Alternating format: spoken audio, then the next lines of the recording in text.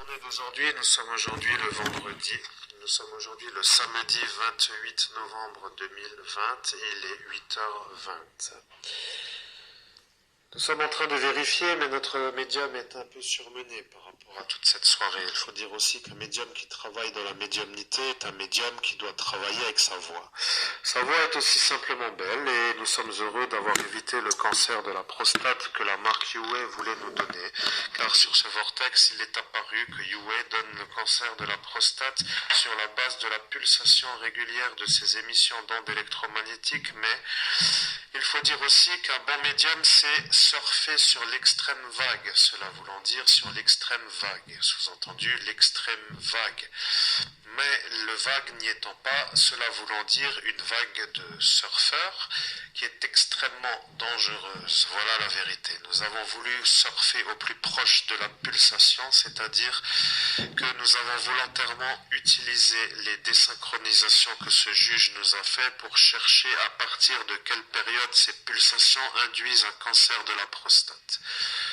Nous devenons de fait les ennemis déclarés des pharmaciens et des fabricants de médicaments, et nous saluons Seb Xavier sur Facebook, puisque l'homme en question est tout simplement l'homme qui veut sauver la France de son état de malade et de sa dépendance aux médicaments en tant que toxique avéré sur la durée. Ceux-ci sont des clients indéniables d'antidépresseurs à tous les niveaux et ils n'arrivent plus à s'en passer. Notre médium ne veut pas commencer car il veut lutter contre les forces adverses sans déjoncter. Et cela voulant dire que pour l'instant, personne ne le fait disjoncter. Il faut aussi dire que de fait, nous ne faisons plus de soirées, nous n'avons plus de vie sociale et nous sommes isolés. Nous sommes donc en train de faire le faux psychopathe pour que cela se prenne au sérieux en disant que nous sommes des psychopathes pour que eux, psychopathes, ne se rendent pas compte vraiment que ce sont eux les psychopathes. Ils se prennent de fait pour des gens normaux puisque maintenant que eux ont un emploi et qu'ils travaillent, ils se prévalent de cela. Mesdames et messieurs, vous discutez avec Monseigneur Christophe Albert, évêque de l'Universelle Fraternité fondée par l'abbé Julio, qui est le survivant de l'attentat terroriste du 17 et du 18 mai 2017 de la rue du Pont des Morts de la ville de Metz, METZ 57 000 France. Vous êtes heureux? Eh bien nous le sommes. Vous êtes heureux? Eh bien nous aussi.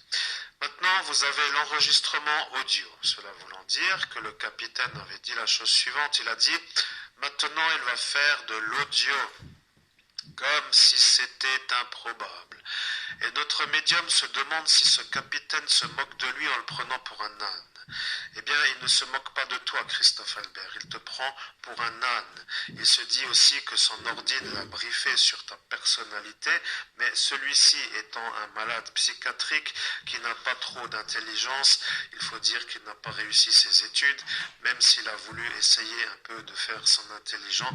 Il n'a jamais travaillé autre part que dans cette fonction de gardien de prison, mais pour y être, il faut réussir le concours, et le concours étant réussi, il a réussi, et il se prévaut d'avoir réussi. Maintenant, faisons un peu les choses à ta façon. Tu ne sais pas pourquoi tu parles, mais la vérité, c'est que ceux qui te disent être le pédophile commencent à avoir envie de te donner des enfants à baiser pour que toi, tu puisses te vider. En clair, cela veut dire qu'ils veulent te donner des enfants à baiser pour que tu puisses baiser des enfants, pour qu'eux puissent dire que tu es le pédophile. Maintenant, le problème, c'est que tu deviens malade à cause de ces malades et que ton état de santé qui n'est pas malade doit le rester. Voilà la vérité. Vous êtes fou? Eh bien, restez avec votre folie.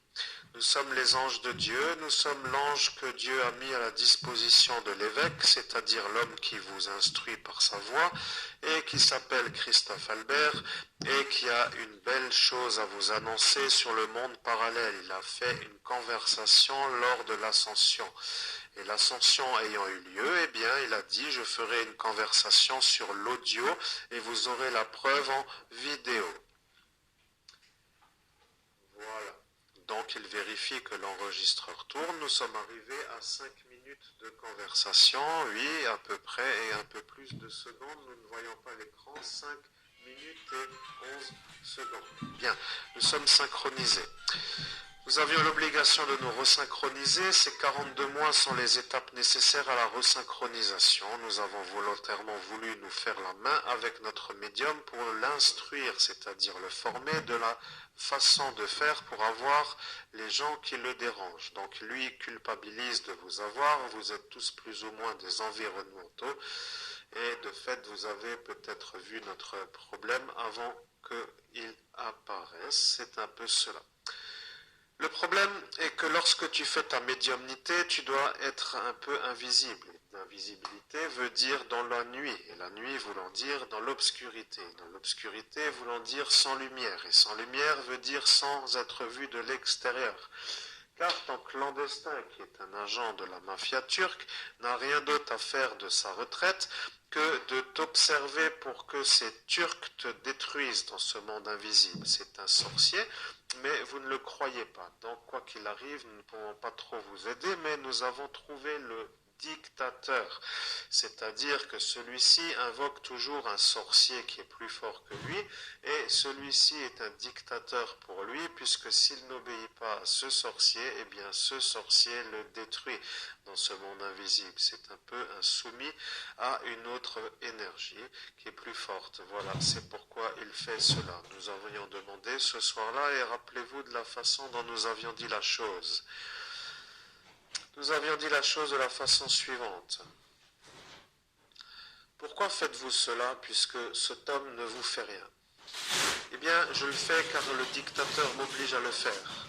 Voilà ce qu'il a dit. Il a dit, le dictateur l'oblige à le faire. Et le dictateur est l'énergie toxique qui est un peu toxique pour lui, c'est-à-dire cette énergie. Dans une autre sphère dimensionnelle, sous-entendu, dans une autre dimension, il apparaît que les toxiques sont un peu vus comme des choses sombres qui ont des pointes et qui ressemblent au virus du HIV, pour dire que la molécule qui ne va pas y arriver n'y arrivera jamais, mais il faut dire que le virus du HIV étant une sphère avec des pics, eh bien imaginez-vous que ceci soit induit complètement de pétrole. En fait, faites-vous un moulage de cette chose, trempez-la dans une sorte de matière pétrolifique pour dire que ça ressemblerait à cela en noir. Voilà, un toxique pour nous est cela. Cela étant une chose qui pique, cela voulant dire que ça pique.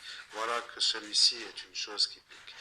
Nous parlons de ce dictateur. Ce dictateur est une chose qui pique. Donc ce dictateur, pour nous, en tant qu'homme, ou énergie plutôt, pardonnez-nous, en tant qu'énergie vue du monde spirituel comme l'énergie de Dieu, nous voyons que ce toxique, ce dictateur, ressemblerait à cela. Donc, nous voulons savoir pour quelle raison il est apparu. Eh bien, c'est un Turc qui vient ici pour faire la guerre aux évêques sur la base de la volonté de ce Erdogan. Et Erdogan étant le président de la Turquie, eh bien, le dictateur de ce Erdogan, en quelque sorte, son soumis à celui-là, vient ici pour faire sa volonté à lui. Donc, le commanditaire de tes problèmes est le président turc. Et donc, tu vas devoir réfléchir comment la mafia italienne va faire pour avoir le président turc.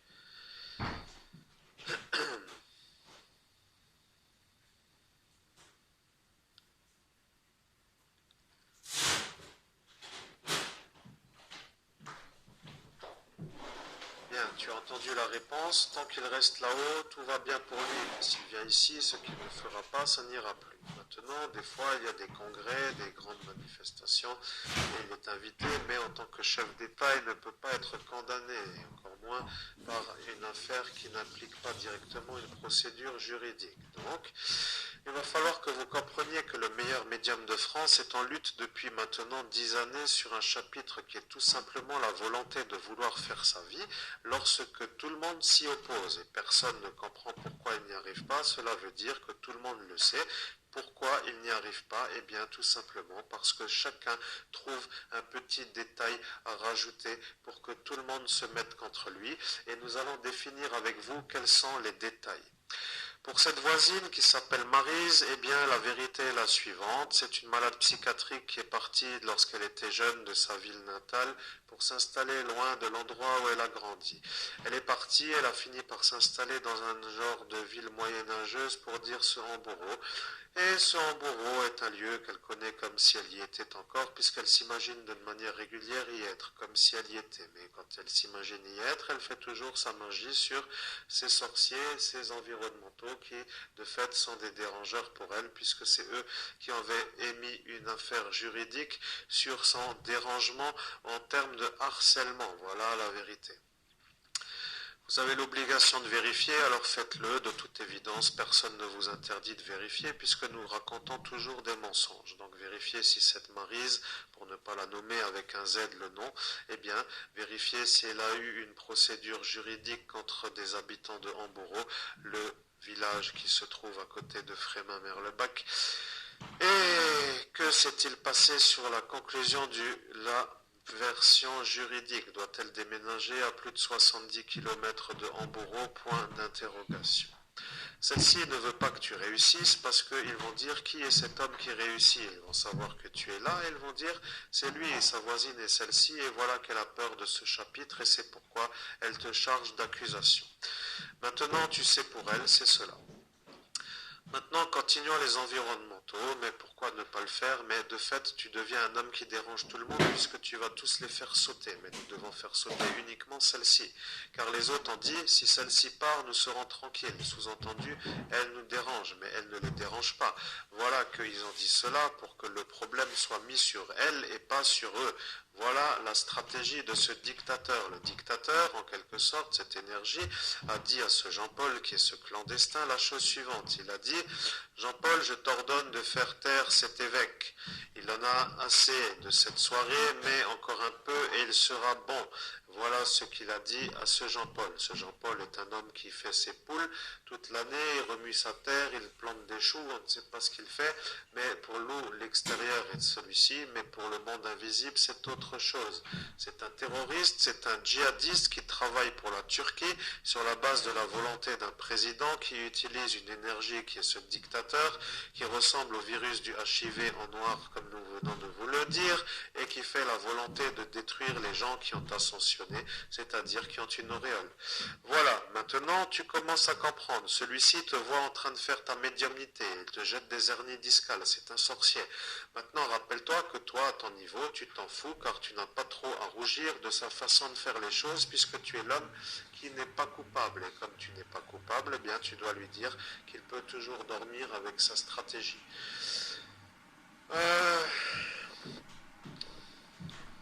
Jésus-Christ, à mon niveau, je ne comprends pas vraiment ce que tu veux dire, mais j'écoute. Et lorsque tu me dis de faire ceci ou cela, comme je ne vois pas le monde invisible, je ne sais pas ce que tu veux dire. Donc je t'écoute et que la conversation continue serait la bonne chose à faire. Éventuellement, peut-être dois-je faire une prière mentale pour aller un peu dans le registre de le calmer, si soit-il. Eh bien, tu ne dois pas le calmer. Tu dois dire que maintenant, nous venons de comprendre que tu ne vois pas le monde invisible. Dieu a dit, le don est descendu et le don est parti chez ton voisin Guillaume, ce Gigus. Gigus avec sa golf et sa golf grise, vous rappelez-vous. Eh bien, celui-ci s'est mis sur le vortex sur la base où tu as dit, Guillaume, de toute façon, je m'en fous, si tu te mets sur le vortex, après tout, tu n'as qu'à y aller, mais moi, j'ai besoin de respirer. Et quand le don va m'arriver, pousse-toi et je récupère le don et qu'on en finisse avec tout cela. Voilà ce que tu lui as dit. Maintenant, celui-ci va s'en rappeler, mais tu ne peux pas trop lui en vouloir. C'est un malade psychiatrique qui est un handicapé en quelque sorte et qui touche une invalidité. Donc celui-ci est un handicapé, tu ne le savais pas, maintenant tu le sais, tout le monde le sait, comme ça tout le monde sait que tu sais. Son père, qui est ce chauffeur de taxi, qui travaille maintenant chez Taxi Joe, pour dire que Taxi Joe ne sait pas qu'il travaillait chez ce Zitterley, pour dire l'homme qui est décédé du Covid. Et maintenant, celui-ci va se rappeler. Il a dit, Guillaume, mets-toi sur le vortex, de toute façon, il ne comprend pas ce qu'il dit. Si Dieu te donne un don, tu n'as qu'à dire que tu t'appelles Christophe Albert, comme ça tu auras un don de Dieu et personne ne pourra te l'enlever, puisque c'est Dieu qui te donne le don. Voilà ce qu'il a dit à son fils. Son fils a validé. Il a dit oui, tu as raison au final, avec un air de stupidité comme à son habitude, car c'est un débile mental en quelque sorte, mais qui se prend pour un homme intelligent. Donc il a dit oui, après tout, pourquoi pas. Et il y est allé, validant que son père lui a donné l'ordre, mais maintenant il a compris. Tu deviens un homme à problème pour lui. Mais lui, étant à côté, il a dit qu'il faisait ce que tu lui as dit, mais tu lui as dit de le faire pour une certaine durée. Voilà que la durée a dépassé la durée. Tu lui as dit, pousse-toi, je m'y mets. Et il ne voulait plus se pousser. Il a dit, non, je reste. Et voilà que tu ne pouvais pas le taper ou faire une bagarre à cause du GHB qu'il t'a administré en début de soirée, et nous avons les détails qui nous manquaient. Mesdames et messieurs, vous discutez avec le meilleur médium de France qui s'appelle Monseigneur Christophe Albert, évêque de l'Universelle Fraternité fondée par l'abbé Julio. L'abbé Julio est un auteur ou un évêque qui a fait des livres que vous trouverez dans toutes les bonnes librairies. Vous allez sur Internet ou sur une surface de recherche pour dire que Internet a une énergie, mais allez sur un moteur de recherche et tapez Abbé Julio et vous aurez tout ce qu'il vous faut pour comprendre qui est l'abbé Julio. Vous aurez les livres, vous aurez les pentacles, vous aurez son histoire et vous aurez compris. Nous sommes la filiation de cet homme. Nous sommes la filiation de cet homme. Cela veut dire que les catholiques romains ne nous aiment pas. Venons maintenant sur eux. Les catholiques romains ont utilisé d'une stratégie qui s'appelle Dibo. Dibo est apparu comme par enchantement lorsque notre prêtre de Dieu s'était en fait ordonné prêtre, a été ordonné par un évêque exorciste qui lui a la filiation de l'abbé Julio et qui lui a fait des ordinations et validé sur le banc d'invisible, même non reconnu par Rome, car Rome est un peu le pape, mais le pape étant une créature infernale, il ne peut plus valider les ordinations que font les évêques qui ont la filiation, donc il n'a pas son mot à dire. Voilà la beauté. Donc, il faut dire que ce Dibo est apparu, qu'il a commencé à s'installer avec sa soutane noire, qu'il s'est mis dans cette salle Saint-Jacques et qu'il s'y est mis d'une bonne façon. L'abbé Fischer n'a pas compris, il a été muté, nous ne savons pas pourquoi, mais maintenant nous savons pourquoi. L'évêque, qui est le sorcier de Metz, en quelque sorte, de la ville de Metz, MTZ 57 000 francs, a dit à ce Dibo la chose suivante. Il a dit, Christophe, je t'envoie à Zengboz, sois gentil avec notre ami prêtre de Dieu, car il a besoin d'aide, ce qui veut dire ne sois pas gentil, défonce-le, en quelque sorte trouve une stratégie pour que nous soyons vus comme les gens qui ont la filiation de Dieu. Voilà ce qu'il a voulu dire, mais lui étant un sorcier, lui étant aussi un sorcier, ils se sont convenus dans une dimension parallèle. Nous avons obligation de vérifier. Nous sommes contents que vous soyez ici, mais maintenant vous y êtes. Et maintenant que vous y êtes, nous devons vérifier pourquoi vous y êtes. Eh bien, vous y êtes parce que vous y êtes. Nous sommes à la 17e minute et à la 40e seconde. Nous sommes synchronisés sur la durée. Nous vérifions que la durée ne dépasse pas notre temps maximal d'enregistrement sur ce UA, car nous avons obligation de vous instruire via ce UA, puisque vous avez dit nous voulons être invités sur UA, même si tu as découvert que ça pulse. Voilà que ce qu'ils veulent, c'est que tu te rendes malade, mais tu laisses ce UA, et ce UA est une belle énergie, puisqu'il est maintenant à 2 mètres de nous, et nous ne savons pas si nous sommes atteints, apparemment non. Donc nous sommes heureux de vous instruire via ce UA, sans que cela nous atteigne. Cela a encore cru que tu allais le garder sur toi pour faire des instructions en quelque sorte avec un téléphone qui pulse des énergies électromagnétiques nocives pour le corps humain, comme si c'était ton fantasme de devenir un homme malade. Maintenant, rappelons-nous que nous faisions la conversation de ce Dibo. Ce Dibo devient le problème à ce Jean-Paul, car ce Jean-Paul, qui est un clandestin, a dit que ce Dibo le dérange. Mais ce soir à Metz, il a dit cela. Cela veut dire que lorsqu'il est venu sur l'ordre du capitaine, ce Dibo était présent.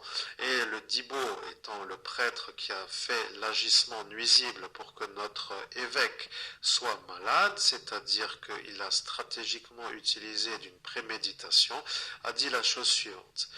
Voici que Christophe Albert vient à Metz. Pourquoi est-il là? Je le connais, il était un peu à côté de moi lorsque j'ai été muté dans ce village. L'évêque n'a pas compris que tu étais le prêtre de Dieu à cet instant, et il a commencé à réfléchir, c'est-à-dire que Monseigneur Laglaise, qui se dit être Monseigneur, a commencé à réfléchir sur le pourquoi tu étais présent à cet instant, et n'a pas compris. Et il a dit, je veux vérifier pourquoi ce Christophe Albert sort à messe. Et voilà que nous devons continuer la conversation, car ils ont mobilisé des énergies pour que tu t'écartes de nouveau de notre façon de chapitrer les connards en quelque sorte. Et c'est ton père qui a dit ce mot connard, puisque l'énergie vient de lui. Mais lui n'est même pas ce Dibo, a dit cela. Et cela étant vu dans le monde invisible comme une énergie qui était perçu. Donc tu as dû te déplacer à cet instant d'une certaine façon, puisque à cet instant ton père s'est rapproché de toi et a dit ce connard. Mais en fait, en faisant cela, les gens ont cru qu'il parlait de toi. Mais lui il parlait de Dibo. Et donc ce Dibo est apparu sur ce village, sur la volonté du sorcier de Metz qui se dit être Monseigneur Laglaise, et il a fait la nuisance pour dire des attouchements sur mineurs. Voilà que la beauté de la beauté est apparue. L'Église catholique romaine n'a pas trop envie que cela se sache et ils ont dit qu'il fallait te faire passer pour l'homme qui a fait les attouchements sur mineurs. Le problème est que tu ne les as pas faits et que eux veulent te charger encore en plus de ce que tu as déjà. Et ça commence à surchauffer car la justice en a marre, toi tu veux ta vie, eux ne le veulent pas et s'ils se font avoir, tout le monde y va. Et toi tu t'en fous puisque tu n'es pas chez eux et tu ne vois pas pourquoi tu devrais épargner tes bourreaux puisque ces bourreaux veulent que tu crèves. Et ils ont dit nous allons le faire crever à petit feu jusqu'à ce qu'il n'en puisse plus. Voilà ce que ce juge a dit, donc nous voulons aussi la tête du juge.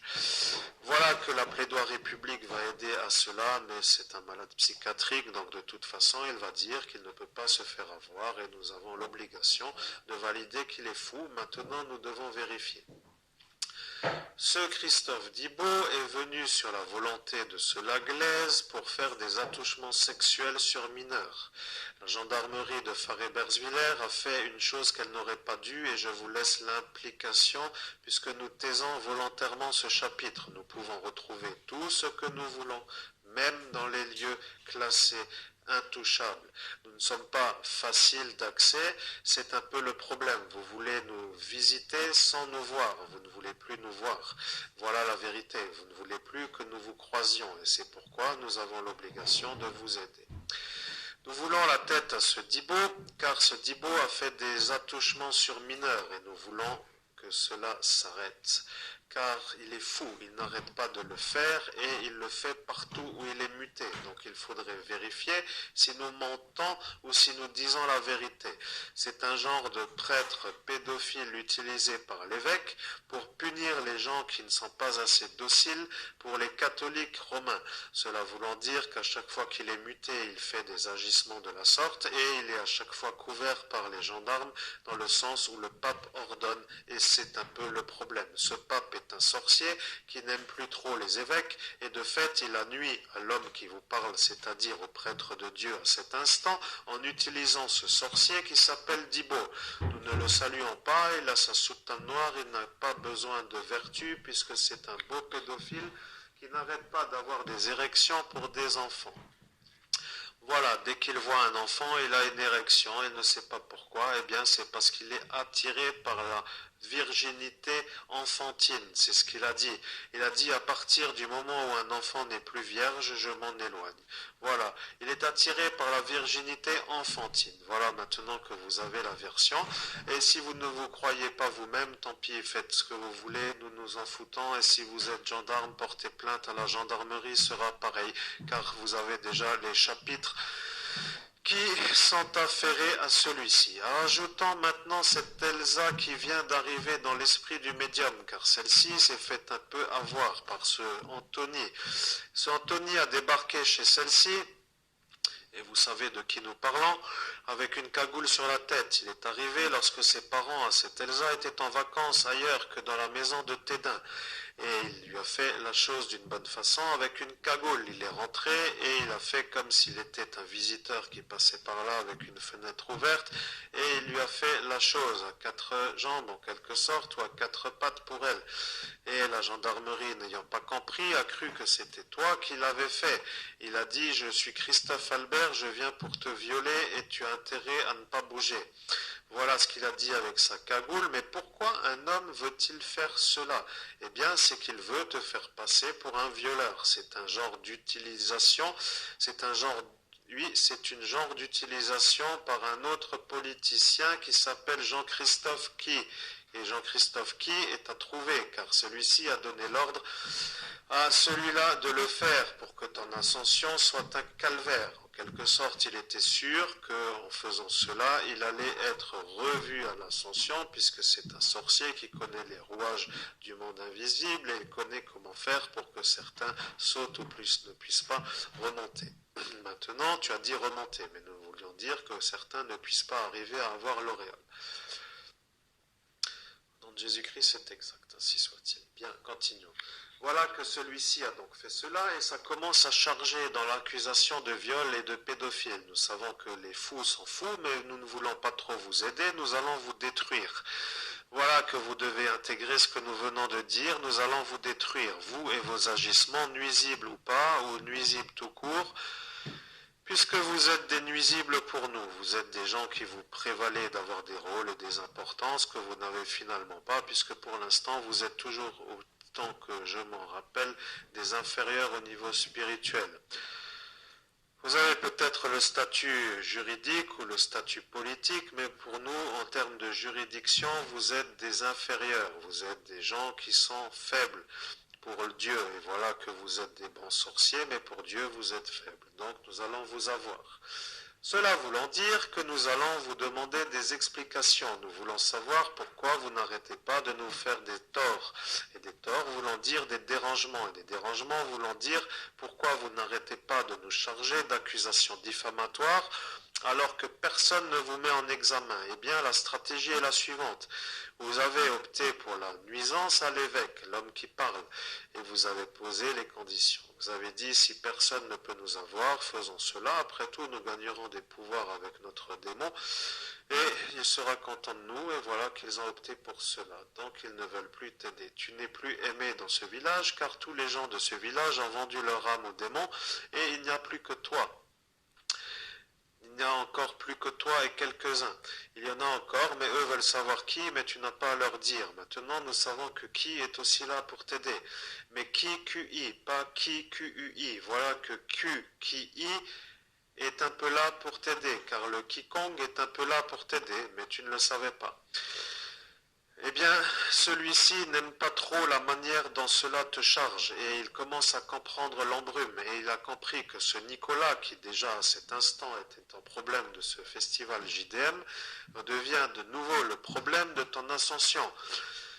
Il faut dire qu'un homme qui n'a pas trop d'amplitude est un peu harcelé outre mesure sur un autre registre par des gens qui se sont liés en groupe, c'est-à-dire une genre de gang. Et ne rigolez pas car ça devient un problème.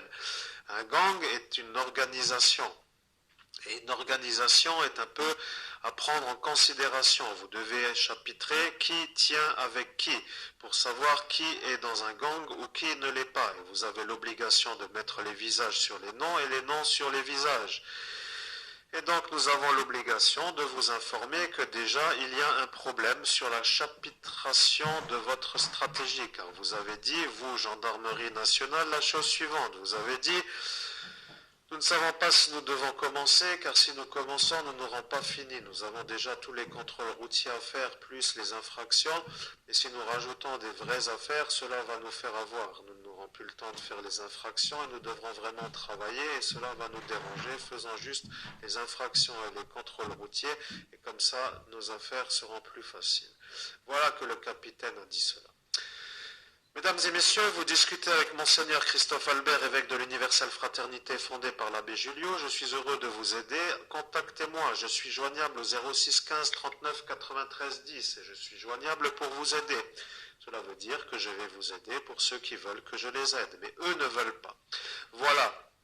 Ils préfèrent me faire passer pour un pédophile violeur d'enfants qui est un violeur multirécidiviste pour que personne ne vienne me voir. Et dans ce monde invisible, Lorsque les entités posent des questions sur qui est Christophe Albert, ils ont toujours la même chose qui est apparue. Et cette chose apparaît à chaque fois. Et la chose dit toujours la même chose. Et la chose en question est ce capitaine. Et ce capitaine est ce malade mental. Et ce malade mental est celui qui fait la volonté du psychiatre du MSI. Et ce psychiatre du MSI est un terroriste.